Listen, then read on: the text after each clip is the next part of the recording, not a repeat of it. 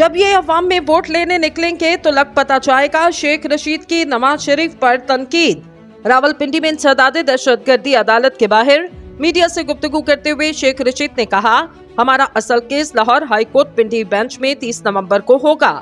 आज सरकारी प्रोसिक्यूटर ने दलाल के लिए फिर वक्त मांगा। हम अबूरी जमानतों पर दलाल के लिए तैयार थे। नवाज शरीफ का नाम लिए बगैर शेख रशीद ने कहा, मरी में चहलकदमी करने से इलेक्शन मुहिम नहीं होती।